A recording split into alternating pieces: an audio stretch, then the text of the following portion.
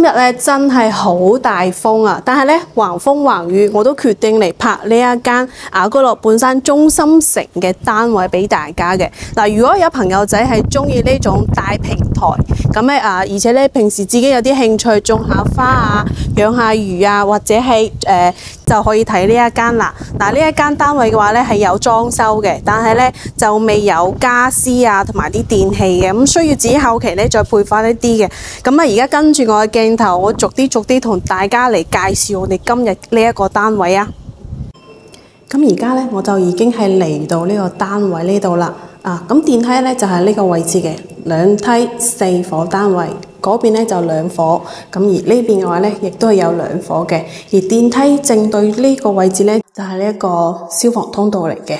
咁我哋呢一個單位咧嘅門口呢一個位置咧，其實有好大嘅空間。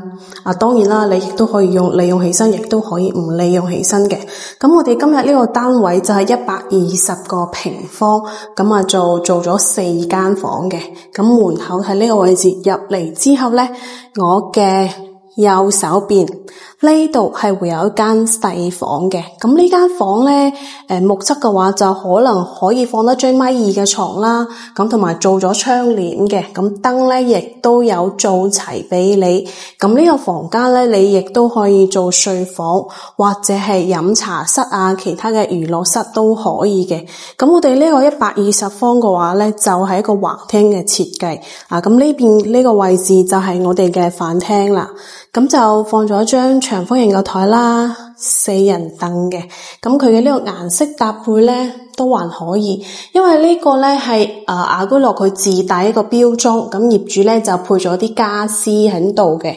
咁張台啦，咁同埋我哋飯廳隔籬呢度咧都會有個飄窗台嘅。咁所以咧你見到呢邊係陽台，呢個有個窗，咁咧就採光其實都非常之靚嘅。咁如果你唔中意呢個飄窗，亦都可以將佢做一啲收納櫃喺度嘅。咁你見到佢而家目前係做咗個白色紗窗啦。咁而廚房咧就係我哋飯廳背後。咁其實你見到呢啲櫃咧，亦都係當時嘅交樓標準嚟嘅。而我哋廚房門呢一個位置咧係會預留翻你放一個單門雪櫃位，咁然之後咧佢爐頭呢啲就冇噶啦，但係咧有個抽油煙機喺度，咁底下咧我哋見到呢度咧都係有櫃嘅。咁我哋呢邊嘅話係會有個生活陽台。咁而家出邊咧真係好大風啊，咁輕輕咁俾大家睇一下，哇，呼呼聲。咁其實呢個生活陽台咧都比較細，但係唔緊要嘅，因為佢呢個咧係2樓嘅位置，佢會贈送咗一個好大嘅平台，咁成個平台咧亦都可以利用起身嘅。咁再慢慢入嚟睇翻啦，我哋客廳佢用嘅話咧就係我哋呢啲舊式嘅瓷磚啦。咁當然啦，其實有啲人中意，亦都會有人唔 like 呢種咁嘅風格嘅。咁呢邊就係我哋客廳嘅位置啦，其實相當都係好闊綽噶。咁就放咗張梳化啦、茶几啦，咁電視櫃咧佢亦都有做好嘅。咁放翻咗一啲裝飾畫，咁背景牆咧就好簡單啦。呢啲咧亦都係當時開發商配嘅呢一個背景牆。咁如果其實後期唔中意嘅話，亦都可以自己拆咗佢，自己改翻啲。而我哋嘅天花咧，亦都係基本上係冇做嘅。咁掛咗2盞燈喺度，其實都好光猛成間屋。咁呢邊咧就係我哋嘅主陽台啦。咁外面咧就比較大風嘅。咁其實出邊嘅話係贈送咗一個好大嘅露台。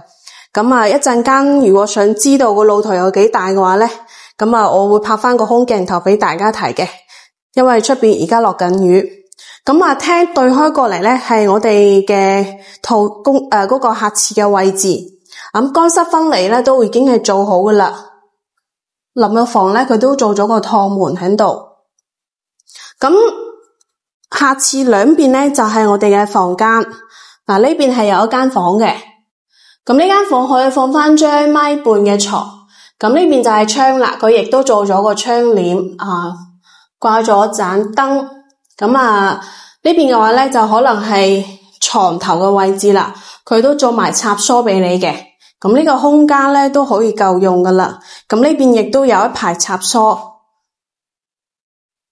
咁我哋再對開過嚟睇翻呢一間房，呢一間房咧空間都 OK 嘅，都幾大嘅，可以放翻張咪白床都冇問題。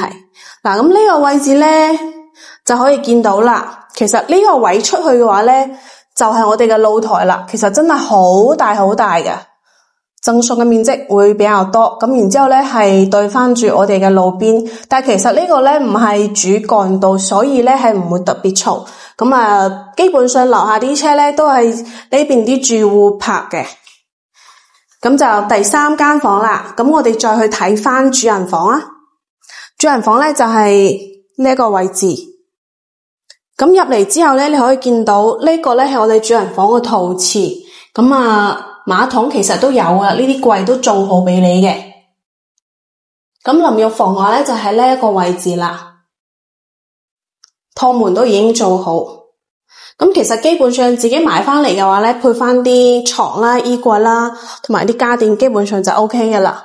咁呢邊就係主人房，主人房嘅空間都 OK 嘅。咁啊，呢邊嘅話可以做個到頂嘅衣櫃，或者移動嘅櫃都得。咁啊，床頭位嗰邊咧係做好兩排嘅插蘇噶啦。